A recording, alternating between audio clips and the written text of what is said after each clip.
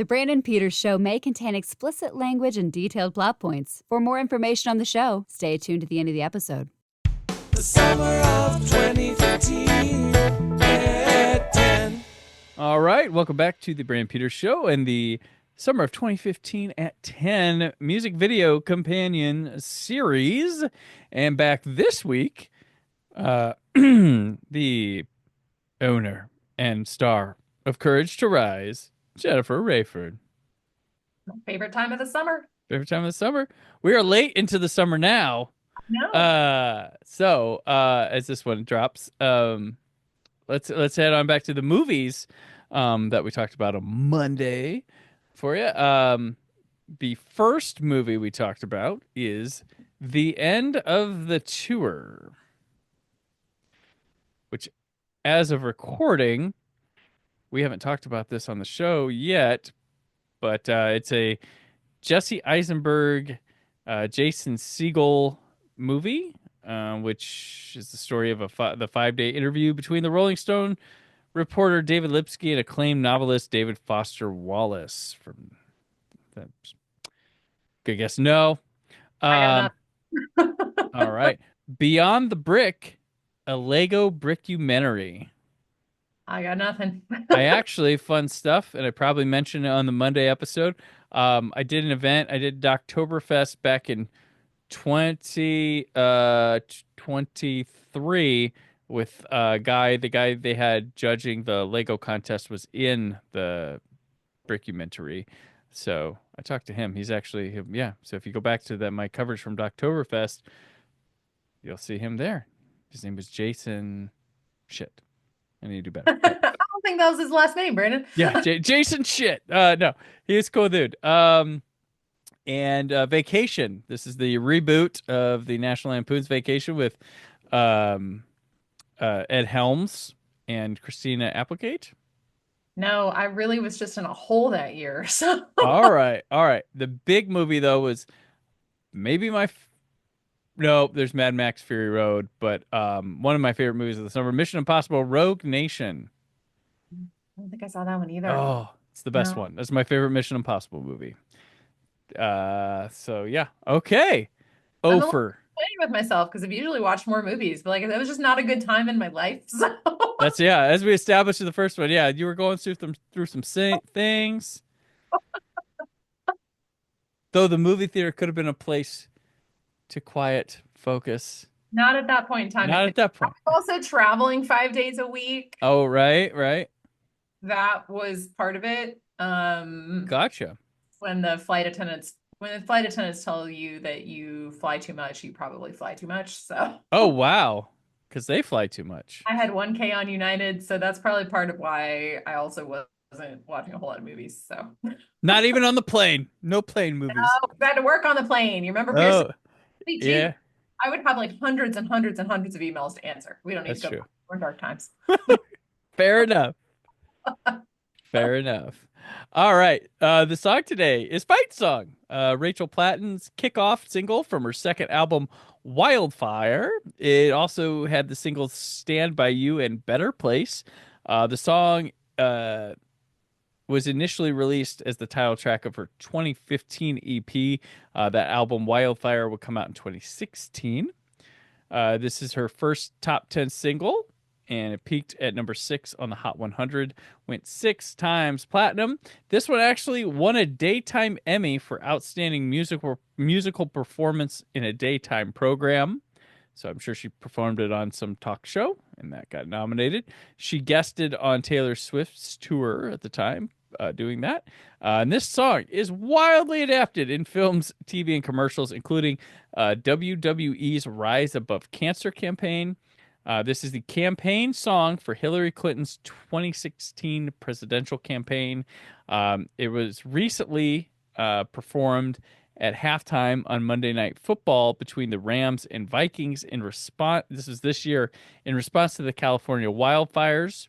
She changed the lyrics to "I might only have one match, but I can make an explosion," to "We might have been knocked down, but I know we'll keep going," to avoid imagery associated with the fires.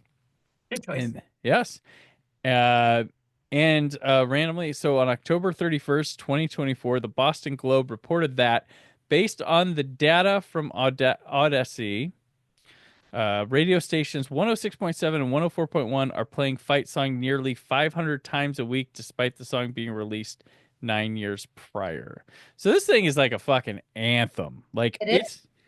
it's never going away ever. It might not have the accolades of others that come out this year or this decade, but there's such a strength to its message and wording that yeah, it's always going to be used.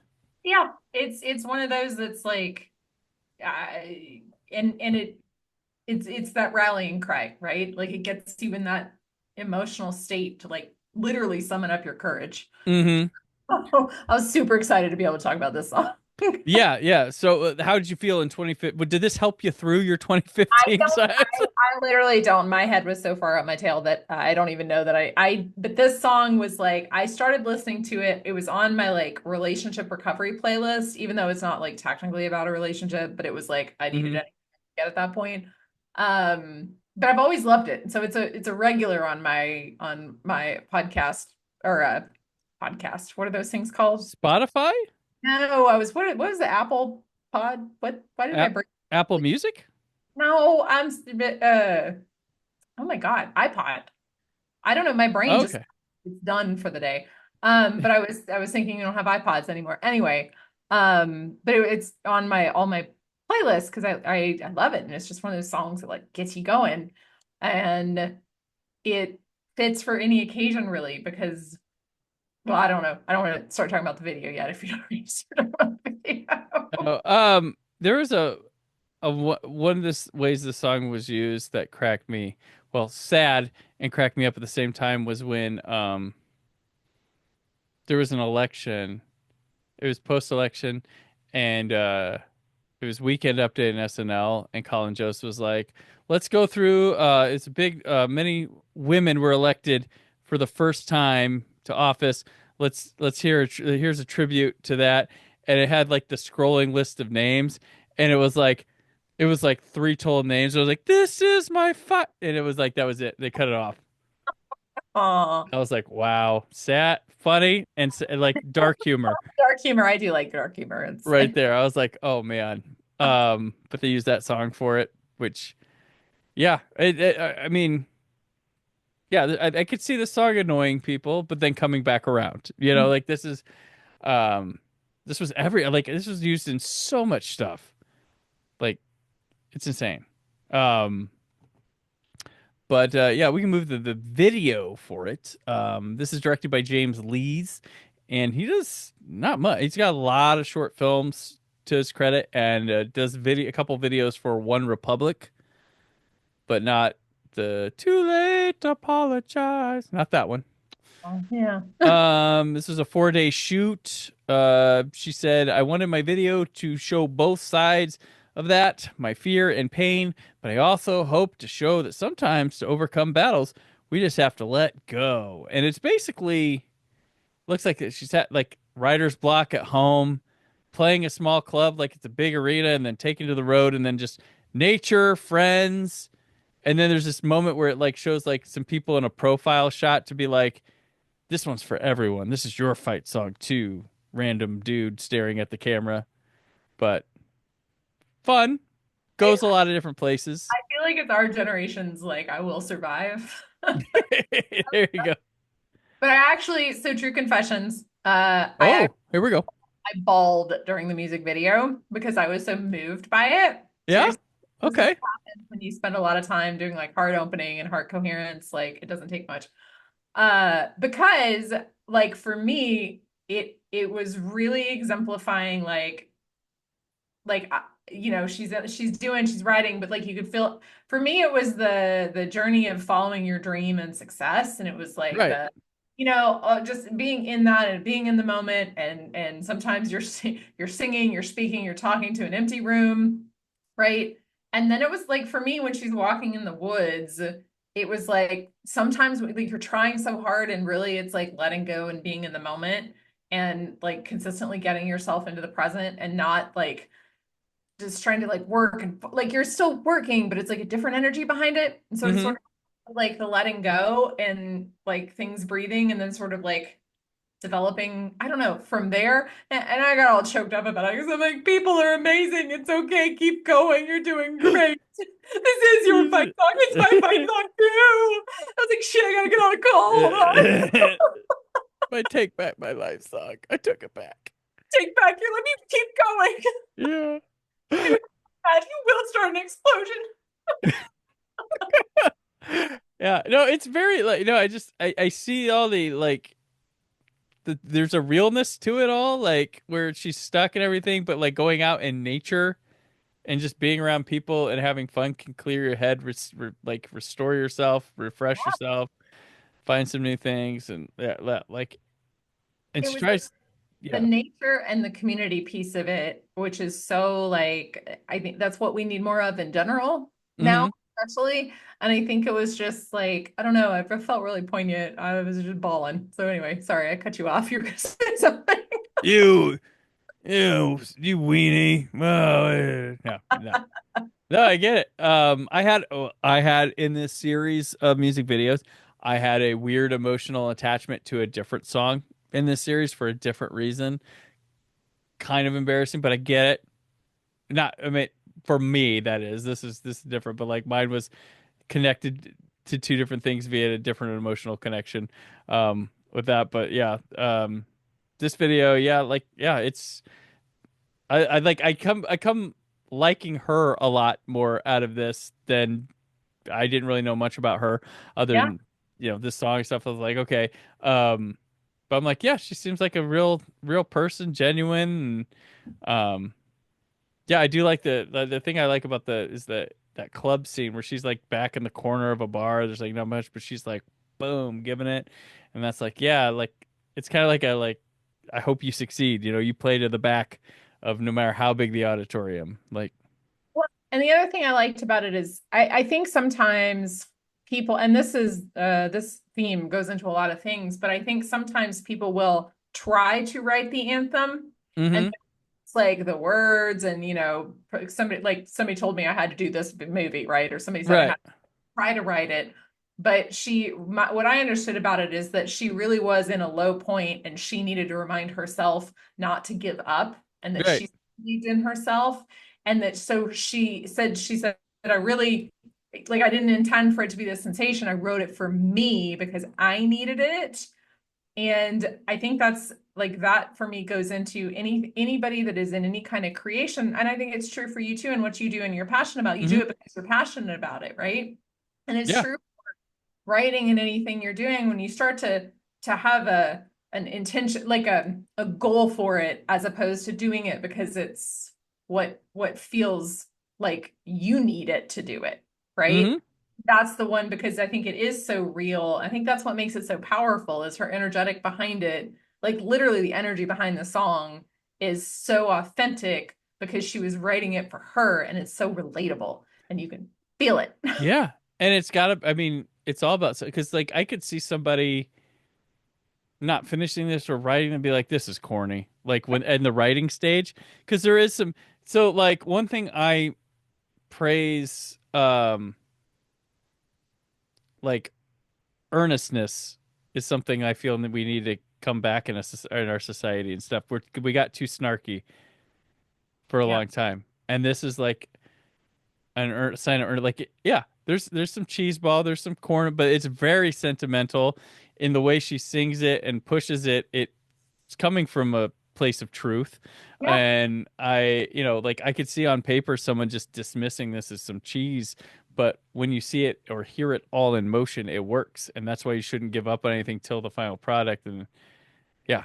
sometimes you need that. And it's like, it's honest. That's the thing. I don't feel like it's phony or written to be like, I want to write an anthem. Here we go. I think it just comes naturally out and it's like, fuck it. Sounds cheesy. I'm just going to sell it harder.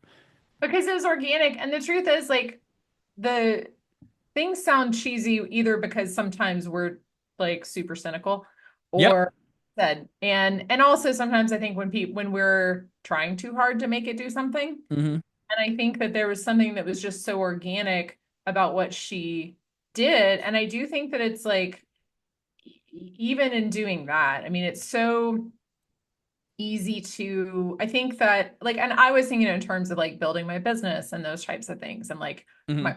writing. And it's like, there are so many times that you want to give up because the thing that you're working toward maybe isn't, you're not getting it reflected back in your 3D reality, right? Yeah. For the success or whatever it is. And there's so many times that you just, sometimes you're just like, fuck it. But it's the having the perseverance and the determination to keep going towards I mean, really towards your dream, toward that life that you envision. And you do have Mhm. those low points where it could be so easy to give up. And sometimes all you need is just that reminder. And I think that's what, because it was so authentic the way that she wrote it, it's like she was kind of that voice that was throwing the anchor forward for people who sometimes that's all it takes to go, oh yeah, that's right. I am a badass. I got this.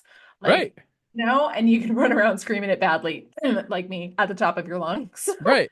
And this song needs to reach a lot of people. It Yeah. needs to be. So you have to put it in that general sense, or else it's not, we live in such a world now that everybody's got their own corners and all this, and you can create echo chambers and really just like get to the smallest degree of things.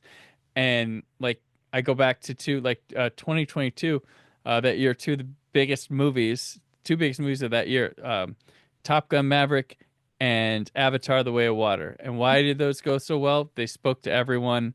Not everything has to be for everyone, but there was a message and a way about them that was, like I said, the word earnestness, um, that spoke and like brings the populace at large together rather than just pitch into these little sects or something, or trying too hard to have something for everybody. It's attracting a mass of people isn't figured through algorithms and stuff like people think. It's about a message or just something really good coming from a natural place that people flock to, like a song like this. This isn't trying to hit like, oh well, can you put a little twang in it so we can put it on the country station, or we this. No, just let fight song be fight song, and then the people will find it. Also speaking to the other thing, I think it's easy to forget. It's the irony of being more connected now with the internet and also more separated now with the Mm-hmm. internet. Double-edged sword of it, right? But Yeah. it's common to the human experience because regardless of your beliefs or how much of an egoic asshole you decide you want to be or a really nice person you want to decide, we all are human. I know some people don't believe this, but it's concept. Really, we really are all human. Okay, get it straight, guys. We all have the same biology that unites us, right? Hmm. We all breathe, that unites us. There are emotional, like there are things that are common to the human experience. And I think that I can't say nobody because there's always outliers, but I think there are very few people that can't relate to being in a low point where you need that like reminder, right? And it's Hmm. the human experience. And I Yeah. think that's, and like you said, it's not, you're not purposely trying to like, it's kind of like, don't ask me what my fucking niche is. Sorry. Right. Like, I don't know, humanity, whatever. Like, Yeah. put out the art that needs to be created. Right. Right. Exactly. I'm in a corner of like a niche, but still very popular thing, like my love for like Doctor Who, but I'm always excited for new people to connect with it, and when lots of people connect with it. I'm not sitting there in the corner like, That was my business coaching trauma talking, by the way. That was directed at the coaching industry. there you go. There you go. Take that. Shots fired, is that what we call it? No, that's No. those are, I got so many more shots to fire. I won't do Oh, that on the podcast. all right. All right. Yeah. Save it for your own. There you go. There we go. Very awesome. So yeah, I think that'll do it for us though, with this one. That's a wrap on you for this summer, Jennifer. Appreciate you having you on board, and we'll have to have you back sooner rather than later for sure. I enjoy our talks a lot. But till then, where can people keep up with your happenings? Yeah, always a pleasure. Always happy to be on. Always listen. Literally, I'm not joking when I say it's literally my favorite part of the summer. So I'm on Instagram at I am Jennifer Rayford. I have my website, Courage to Rise. I have the Courage to Rise podcast. And I think that's about it. Carrier pigeon, maybe, if it can find me. Carrier pay. Oh, Po- Pony Express. Pony Express. My Pony Express address is, yeah. All right. I'm on the socials at Brandon4QHD. You can find the show also on YouTube. Please subscribe to that as well for Blu-ray reviews. And you can watch this thing. If you're listening to it on Spotify or Apple or wherever you listen to a podcast, you can watch it too on YouTube as well. So there's that. So Monday on the show, Aaron, Scott, and I talk. Oh, we got a big one. Cop Car, Shaun the Sheep, Ricky the Flash, The Gift, and yes, that version of Fantastic Four that people want to forget. All that and more as the summer of 2015 at 10 continues. The summer of 2015 at 10. Thank you for listening. The Brandon Peters Show is a Creative Zombie Studios production. Produced by Brad Shoemaker and Brandon Peters. Written and edited by Brandon Peters. Announcer vocals by Jessica Alsman. Theme song by Metavari. Web design and show art by Brad Shoemaker with Brandon Peters. All music and clips featured in the episode are property of their respective studios and no infringement is intended. Additional information on this and other episodes at BrandonPetersShow.com. For any inquiries, press opportunities, or sponsorship, contact mail at BrandonPetersShow.com. The show is available on Apple Music, Spotify, or anywhere podcasts are found.